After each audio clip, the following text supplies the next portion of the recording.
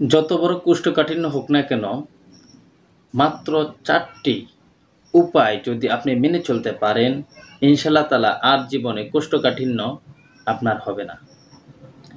আসসালামু আলাইকুম ওয়া রাহমাতুল্লাহি ওয়া বারাকাতুহু। প্রিয় বন্ধুরা, আশা করি আল্লাহর রহমতে ভালো আছেন, সুস্থ আছেন। আরোগ্যখানার পক্ষ থেকে সকলকে শুভেচ্ছা ও স্বাগতম। ডাক্তার মোহাম্মদ আলমগীর হোসেন বলছি। তো প্রিয় বন্ধুরা, আজকে কথা বলব কোষ্ঠকাঠিন্য নিয়ে। মাত্র ৪ টি বিষয় যদি আপনি মেনে চলতে পারেন, ঘরোয়া পদ্ধতি সম্পূর্ণ যদি মেনে চলতে পারেন, বিনা ওষুধে কোষ্ঠকাঠিন্য দূর হয়ে যাবে।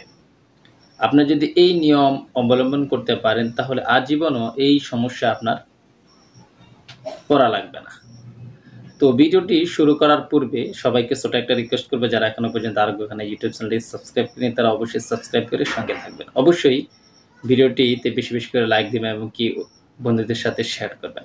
তো প্রিয় বন্ধুরা, কোষ্ঠকাঠিন্য দূর করতে যে ৪ টি বিষয় আপনাকে মেনে চলতে হবে, তার প্রথমত যে বিষয়টা সেটা হলো, আমরা অনেকে দেখা যাচ্ছে পানি কম খাই। আপনার শক্ত জাতীয় খাবার খান বা নরম জাতীয় খাবার খান বা যেই খাবার খান না কেন, যদি খাবার হজম না হয় সেক্ষেত্রে কোষ্ঠকাঠিন্য দেখা দেয়। এজন্য আমরা মিনিমাম ৪ থেকে ৫ লিটার প্রতিদিন পানি গ্রহণ করার চেষ্টা করব। এটা অনেকে করে না। এজন্য দেখা যাচ্ছে কোষ্ঠকাঠিন্য হয়। ১ নাম্বার এটা। তো আপনি যদি মনে করেন যে ১ লিটার বা হাফ লিটার খান সারাদিন, আপনাকে প্রথমত ২ লিটার, ৩ লিটার এভাবে করে বাড়িয়ে, বাড়িয়ে খেতে হবে। মোটামুটি ৪ থেকে ৫ লিটার যদি প্রতিদিন আপনি পানি গ্রহণ করতে পারেন, কোষ্ঠকাঠিন্য ইনশাআল্লাহ দূর হবেই। আর ২ নাম্বার যে পদ্ধতি সেটা হলে, আমরা যে সমস্ত খাবারগুলা খাই, শক্ত জাতীয় খাবার, আমরা সেটাকে পরিহার করার চেষ্টা করব। আর যদি খেতে চাই তাহলে চিবিয়ে রসালো করে খেতে হবে। আমরা সকালে, দুপুরে, রাত্রে যে খাবারটা খাই না কেন, আমরা পাশাপাশি রাখবো ভাত যতটুক রাখবো, সালাদও বেশি রাখার চেষ্টা করব। তারপরে শাকসবজি রাখার চেষ্টা করব। হ্যাঁ?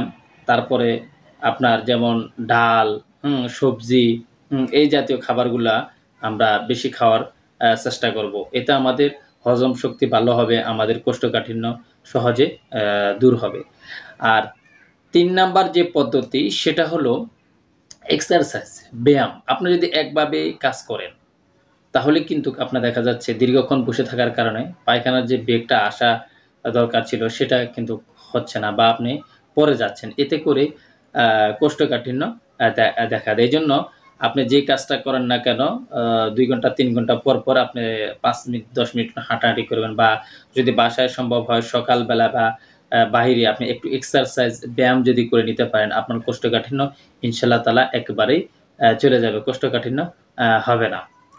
আর ৪ নাম্বার যে বিষয়টা সেটা হলো, আমাদের যদি কোষ্ঠকাঠিন্য হয়ে থাকে তাহলে আমরা অবশ্যই আমলকি, হর্তকি, বহেরা, গাছগাছালির মেডিসিনটা আমরা খেতে পারি, যেটা আমাদের জন্য উপকার। আর ৪ নাম্বারের ভিতরে আরেকটা বিষয় রয়েছে যে সঠিক সময়ে ঘুম।